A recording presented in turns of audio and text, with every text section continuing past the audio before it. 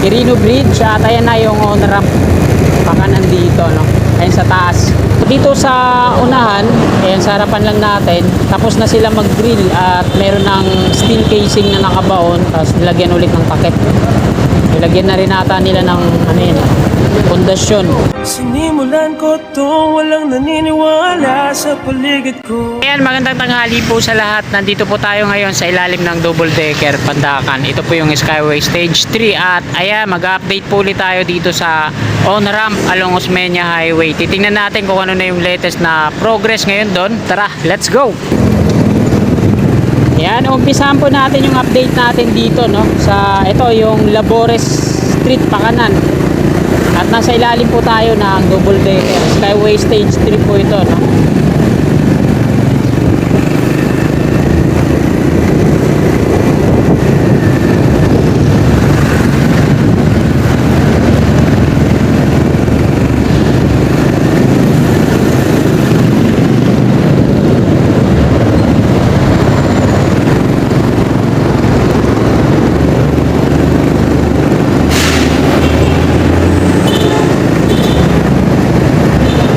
Dito na rin po tayo mag-U-turn. Quirino Avenue na po ito, northbound.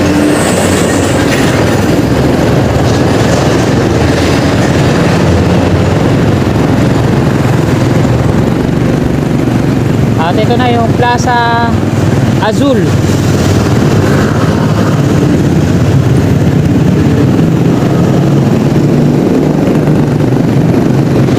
Nasa southbound na po tayo ng Quirino Avenue.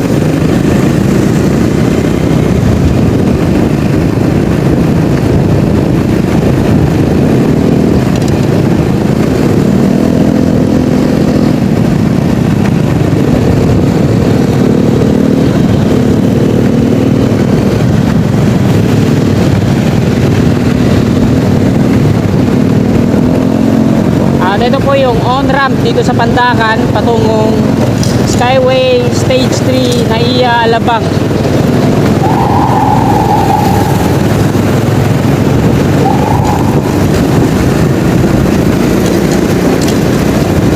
At ayan naman sa unahan natin yung Nagtahan Interchange o Plaza Dilaw.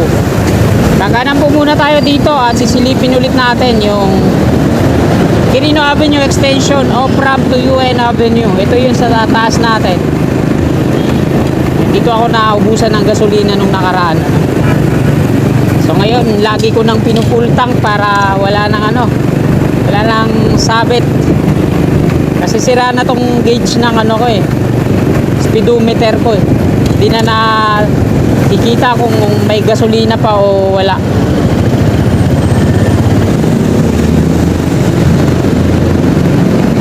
Ayan, diretso doon, wala pa siyang progress. At ito, nakabalik na tayo. Patungo ulit tayo ng Quirino Avenue southbound. Ayan yung Plaza Dilaw. Nagtahan interchange. Mayroon din palang toll sa taas. At ito naman yung rampa pababa. Off-ramp galing norte patungo dito sa Quirino Avenue. Ito yung pababang rampa nyo.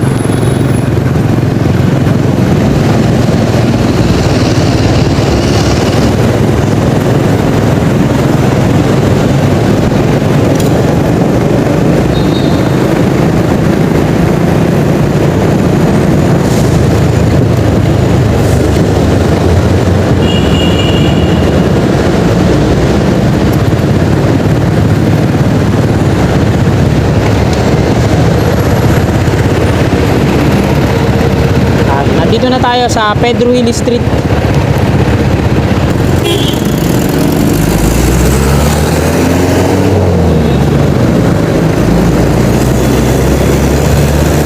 At nandito na tayo mga kasikap sa Quirino Avenue. Ito yung Quirino Interchange.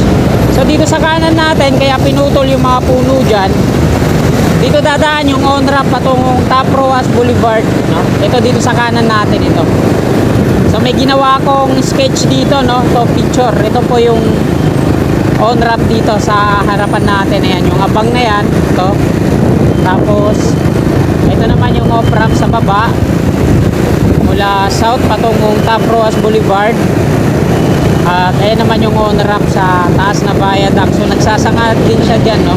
Isang patungong south at isang patungong north yung on-ramp. Ito yung on-ramp dito sa may toll. Entry yun yung nandito dito sa may nagsasanga.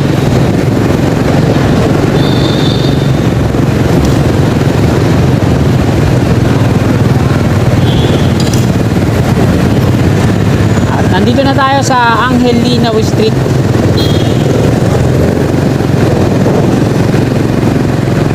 At ito yung rampa. Ilalim ng rampa. Pinakuram po nila yan dyan para iwas sa mga kababayan natin, mga street wheelers na nagkakalat dyan. Ito na po yung toll. So dalawa yung toll dito, no, ng off ramp. 1 and 2.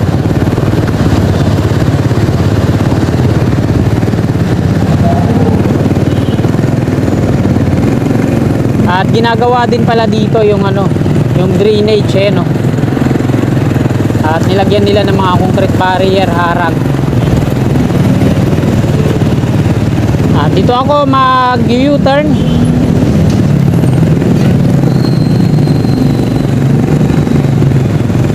San Marcelino Street na po yan dyan.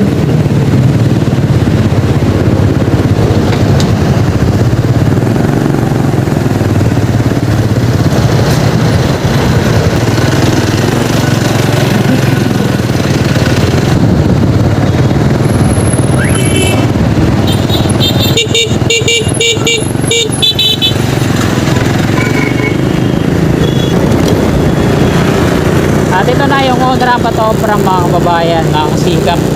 So bakit kaya pinahinto yung paakyat ng on-ramp? Bawal ba yan? Kargado? Bawal ata yun, no? Loaded yung truck niya sa likod.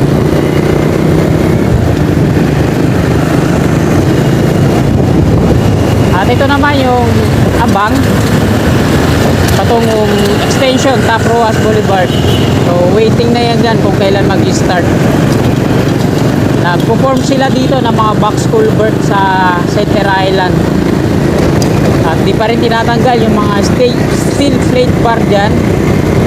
Madulas po yan. Dyan ako na-disgrasya nung nakaraan sa mga steel plate bar na yan. Quirino Bridge. At ayan na yung on-ramp pakanan dito, no? Ayan sa taas.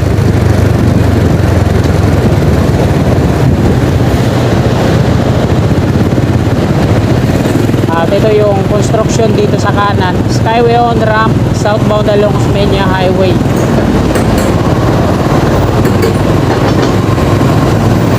So nagdi-drill po sila ngayon dito. So ayan, nagdi-drill po ang bower po dito sa part na to, no?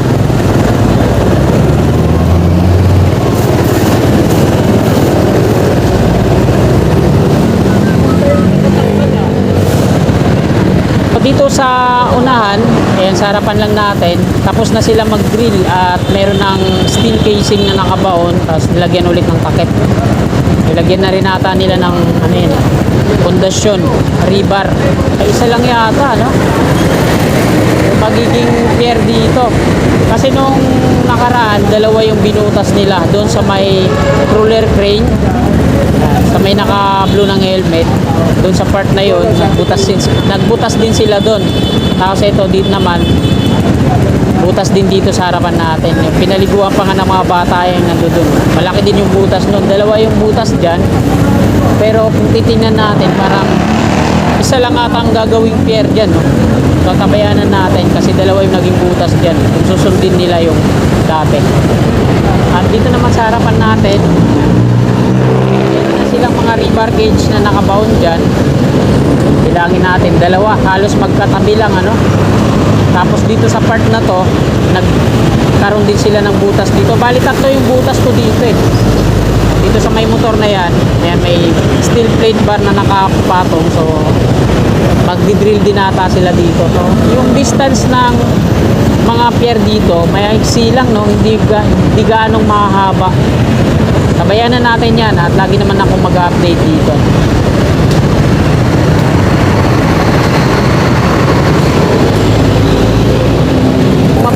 natin na yung distansya ng mga river cage talagang magkalapit lang halos. Dalawa na yung nakabound dito at ito na yung susunod. Sa part na to wala pang drilling na ginagawa, pero may mga ano na dito, no? Concrete barrier. Ayan, dinadaan-daan na nila yung paglilipat ng mga kable ng kuryente dito sa kanan ay sa kaliwa.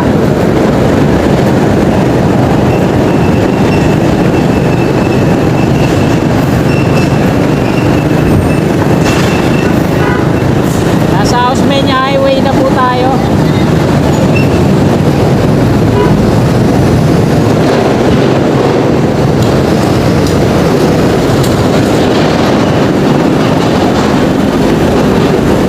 Grabe ang galang truck na makakasabayan natin ngayon dito. San Andres Street na po tayo.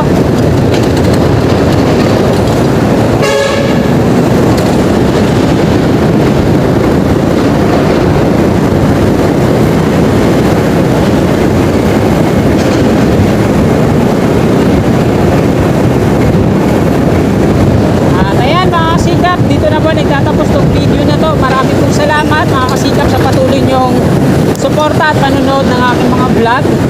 Sana bago nyo lisanin tong video na to, palike po ulit. Sa mga kasikap natin na willing po mag-subscribe sa channel ko, ayan, click lang natin yung subscribe dyan sa baba. I-bell po natin para always updated po lagi tayo sa aking mga bagong i-upload na video. Maraming salamat po mga kasikap. God bless po sa ating lahat.